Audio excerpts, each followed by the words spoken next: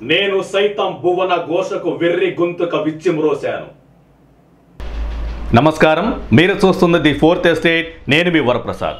కరాళ నృత్యం చేస్తున్న కరోనాని ఏ విధంగా అరికట్టాలి, ప్రజల్లో మరింత అవగాహన పెంచి కోవిడ్-19 నివారణలో వారిని ఏ విధంగా భాగస్వాములను చేయాలన్న సదుద్దేశంతో మండల గ్రామ స్థాయి అధికారులకు 2 రోజుల పాటు ఆన్లైన్ ట్రైనింగ్ ప్రోగ్రాంను రాష్ట్ర ప్రభుత్వం చేపట్టింది. స్థానిక మండల పరిషత్ కార్యాలయంలో శుక్రవారం ఈ శిక్షణ కార్యక్రమం ప్రారంభమైంది.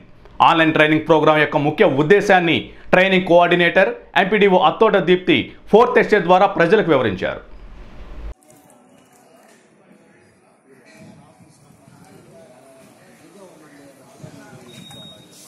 అది చాలా ప్లేసెస్లో మనకి లేదు.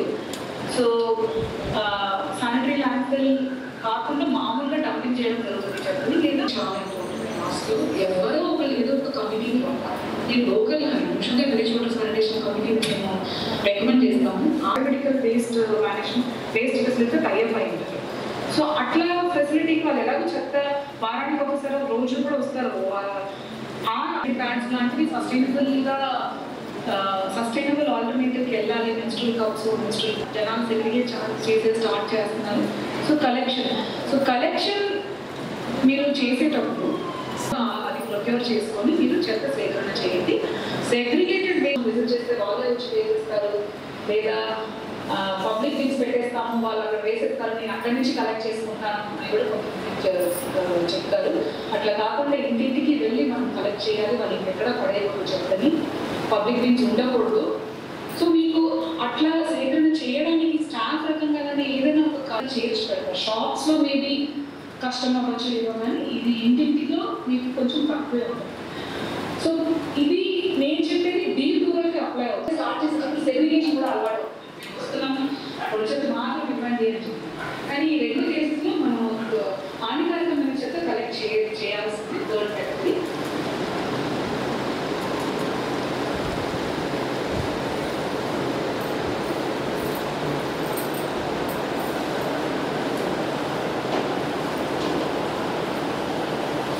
డ్రై వేస్ట్ వచ్చి వారానికి ఒకసారి కలెక్షన్.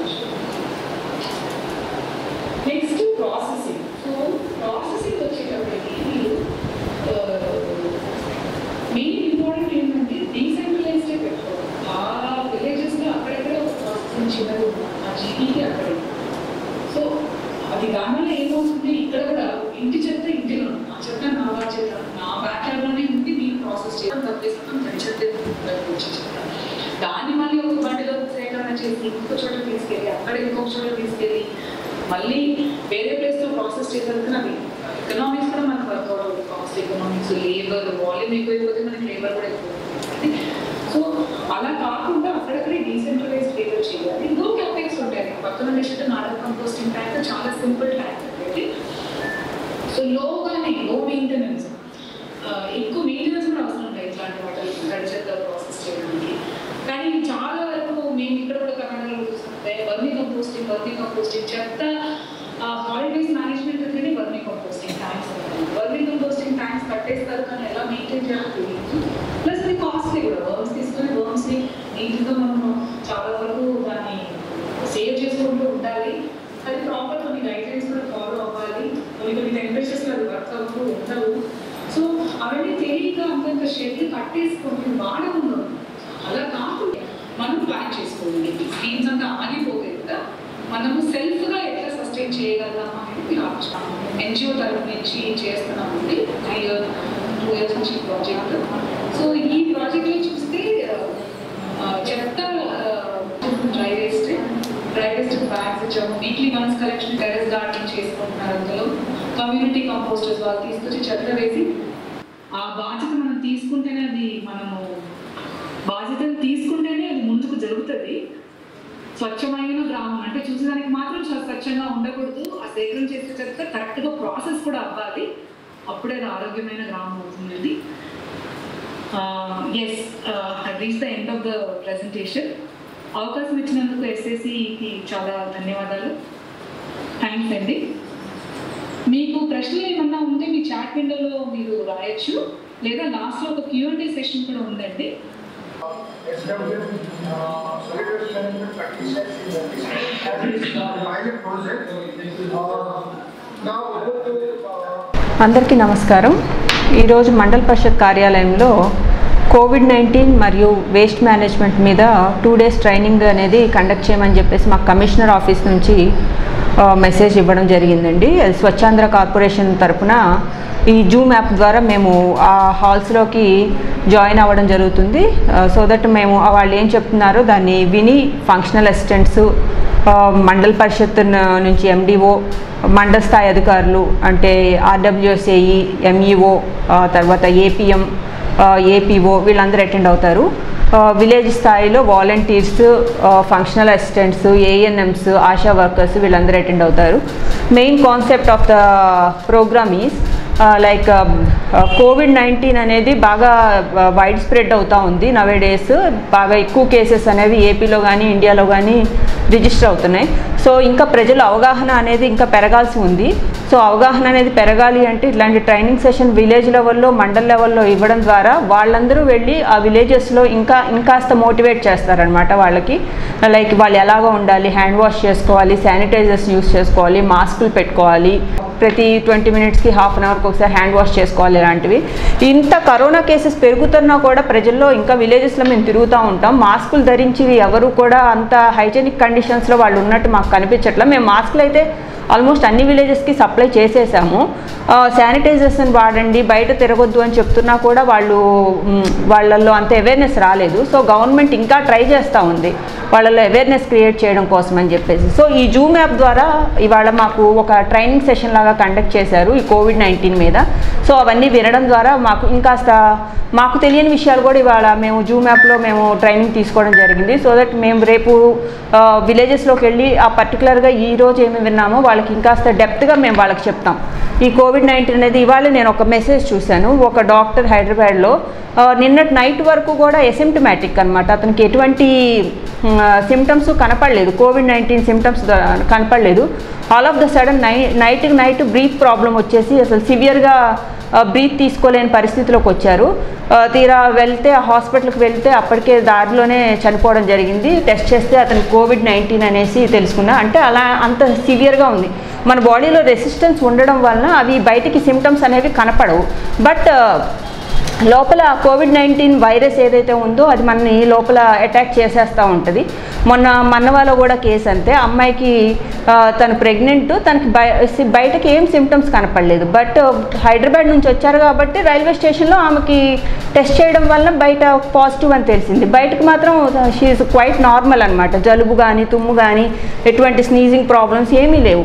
అట్లాగే అసిమ్టమాటిక్గా మనం కూడా ఉంటాము. సో ఎవరికి వాళ్ళు వ్యక్తిగతంగా పరిశుభ్రత అనేది ఖచ్చితంగా పాటించాల్సి ఉంటుంది.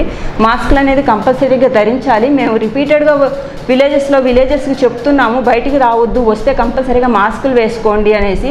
బట్ ఎవరు కూడా అంతగా పట్టించుకుంటున్నట్టు లేదు. మేమైతే we are trying our level best. అది కోవిడ్-19 మీద ఒకటి. అట్ ద సేమ్ టైం ఇంకోటి ఏంటంటే వేస్ట్ మేనేజ్మెంట్ అనమాట. సంపద కేంద్రాలు అనేది ఆల్రెడీ మనం అన్ని విలేజెస్లో కట్టాము. అయితే మొన్న లాస్ట్ మంత్ ఒక 2 విలేజెస్ని పైలట్ ప్రాజెక్ట్ కింద సెలెక్ట్ చేశాము, బ్రాహ్మణ్ కోడూరు మరియు వెల్లలూరు. ఆ 2 విలేజెస్లో ఏం చేస్తామంటే ఫస్ట్ ఒక జాయింట్ అకౌంట్ అనేది క్రియేట్ చేస్తాం. క్రియేట్ చేసి ఒక బాగా యాక్టివ్ వాలంటీర్ ఒకళ్ళు, విలేజ్ పెద్ద ఎవరైతే ఉంటారో వాళ్ళిద్దరికీ కలిపి ఒక జాయింట్ అకౌంట్ క్రియేట్ చేసి విలేజ్లో ఒక్కొక్క కుటుంబానికి ₹2 చొప్పున ఎన్ని కుటుంబాలు ఉంటే అన్ని వేలు కలెక్ట్ చేసుకొని ఆ అకౌంట్లో వేస్తారు. ఆ అమౌంట్తో ఎవరైతే గ్రీన్ అంబాసిడర్స్ని కానీ, ఆ చెత్త వేసే వాళ్ళని కానీ వాళ్ళని రిక్రూట్ చేసుకోవడం జరుగుతుంది. తద్వారా వాళ్ళకి పంచాయతీలో ఫండ్స్ లేకపోవడం వల్ల మేము శానిటేషన్ చేయించలేకపోయాము, ఈ చెత్తను ఏరించలేకపోయాము అనేది ప్రాబ్లం లేకుండా ఆ డబ్బులు ఏవైతే కలెక్ట్ అయినాయో ప్రతి మంత్ కూడా ఆ డబ్బుల్లోంచి వాళ్ళకి శాలరీ పే చేయడం జరుగుతుంది అనమాట. ఇది ఒక పైలట్ ప్రాజెక్ట్ కింద మనం రాష్ట్ర గవర్నమెంట్ ఏర్పాటు చేసింది. ఇది గ్రాడ్యువల్గా అన్ని విలేజెస్కి ఒకేసారి ఇంప్లిమెంట్ చేయడం అంటే కష్టం కాబట్టి ఏదైనా ప్రోగ్రామ్ స్టార్ట్ చేసేటప్పుడు పైలట్ ప్రాజెక్ట్ అనేది, పైలట్ విలేజెస్ అనేవి సెలెక్ట్ చేయడం అనేది క్వైట్ కామన్. సో మన విలేజెస్, మన మండలం నుంచి బ్రాహ్మణ్ కోడూరు, వెల్లలూరు సెలెక్ట్ చేసాం. ఎస్డబ్ల్యూపీసీ షెడ్స్ ఆల్రెడీ మనకి పచ్చల తాటిపర్రు అండ్ చింతలపూడిలో రన్ అవుతున్నాయి.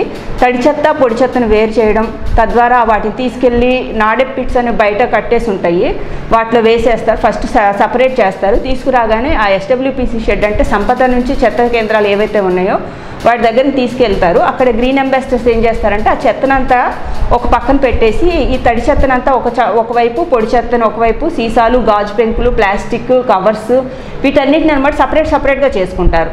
చేసుకొని షెడ్డర్స్ ఉంటాయి అన్నమాట. ఏవి ఈ ప్లాస్టిక్ బాటిల్స్ని వాటిని కట్ చేసే షెడ్డర్స్ ఉంటాయి, వాటిలో వేసేస్తారు. వాటిని ఫైన్గా చేసేస్తారు.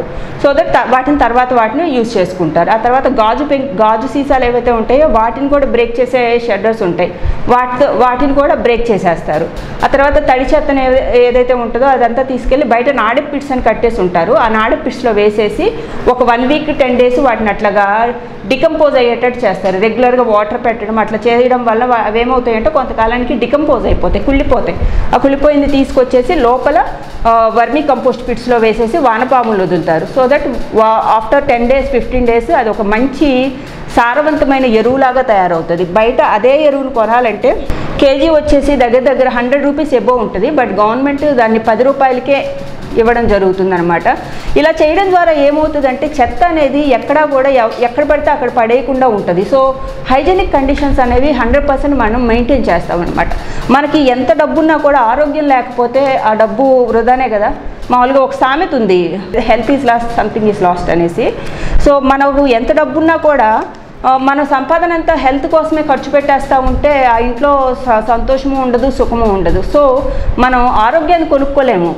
కాబట్టి ఎవరి ఆరోగ్యాన్ని వాళ్ళే పరిరక్షించుకుంటూ ఉండాలన్నమాట. మన ఇంటిని ఏ విధంగా అయితే మనం శుభ్రపరుచుకుంటామో అదే విధంగా మన గ్రామాన్ని, మన కాలనీని, మన స్ట్రీట్ని కూడా శుభ్రంగా ఉంచుకోవాలని ప్రతి ఒక్కళ్ళు అనుకోవాలి. మన ఇంట్లో ఉన్న చెత్త బ్యాగ్ని తీసుకెళ్ళి ఊరు అవతలో లేకపోతే ఆ స్ట్రీట్ అవతలో పడేసి మన పని అయిపోయింది అనుకుంటే మళ్ళీ అదే చెత్త మన బైక్ ద్వారానో లేకపోతే మనం నడిచేటప్పుడు మన కాళ్ళ ద్వారానో వచ్చి మన ఇంటికే వస్తుంది. సో దట్ మళ్ళీ ఆ ఈగలు మళ్ళీ దాని మీద వాళ్తాయి, మనం తినే వాటి మీద వాళ్తాయి. ఇప్పుడు వర్షాకాలం వచ్చేసింది, ఎక్కడ పడితే అక్కడ పడేయడం వల్ల ఏమవుతుందంటే ఈగలు ఎక్కువైపోతాయి, దోమలు ఎక్కువైపోతాయి. మళ్ళీ ఆ దోమలు బ్రీడింగ్ చేస్తాయి, ఎక్కువ దోమలు డెంగ్యూ, మలేరియా వస్తాయి. వాంతులు, విరోచనాలు ఈగలు వాడడం వలన. సో చాలా కాంప్లికేషన్స్ ఉన్నాయి. సో ప్రతి ఒక్కళ్ళు కూడా ఇవి ఇంటిని ఏ విధంగా శుభ్రంగా ఉంచుకోవాలనుకుంటామో గ్రామాన్ని కూడా అంతే విధంగా శుభ్రంగా ఉంచుకోవాలి అన్నప్పుడు మాత్రమే మార్పు వస్తుంది. మేము కూడా చాలా కష్టపడి శానిటేషన్ చేయిస్తూ ఉంటాం అనమాట. లైక్ బ్లీచింగ్, హైపోక్లోరైడ్ సొల్యూషన్ ఈ కరోనా టైంలో బాగా ఎక్కువగా విస్తృతంగా చేయిస్తున్నాము. డైలీ బ్లీచింగ్ కొట్టించడము, హైపోక్లోరైడ్ సొల్యూషన్తో స్ప్రే చేయించడం అవన్నీ చేస్తున్నాము. సో ప్రజలు కూడా బాగా కోఆపరేట్ చేయాలి. సో దట్ వాళ్ళు ఇంట్లో ఉండే చెత్తను కూడా ఎక్కడ పడితే అక్కడ పడేయకుండా ఒక సిస్టమేటిక్గా తీసుకెళ్ళి ఆ డంపింగ్ యార్డ్స్ ఏవైతే ఉన్నాయో అక్కడ పడేసేసి తర్వాత వాటిని మెన్యూర్గా మార్చుకునే ప్రక్రియ అనేది చేయాల్సి ఉంటుంది. ఇప్పుడు పైన సెషన్స్ కూడా అవే COVID-19 ప్లస్ వేస్ట్ మేనేజ్మెంట్ మీద ఏ విధంగా COVID-19 మనం అరికట్టాలి, వేస్ట్ని ఏ విధంగా దాన్ని మనం ప్రొడక్టివ్గా యూజ్ చేసుకోవాలనే దాని మీద మాత్రమే పైన సెషన్స్ జరుగుతూ ఉంది. జూమ్ యాప్లో మాకు ట్రైనింగ్ ఇవ్వడం జరుగుతూ ఉంది. సో దీన్ని విని ఫంక్షనల్ అసిస్టెంట్స్ కానీ లేకపోతే విలేజ్ ఫంక్షనరీస్ అందరూ కూడా రేపు మళ్ళీ వెళ్ళి ప్రజల్లో అవగాహన కల్పిస్తారు. ఇవాళ రేపు జరుగుతుంది, ఎల్లుండి నుంచి అవగాహన కార్యక్రమాలు జరుగుతాయి. ప్రజలందరూ సహకరించవలసిందిగా కోరుతున్నాను. Thank you.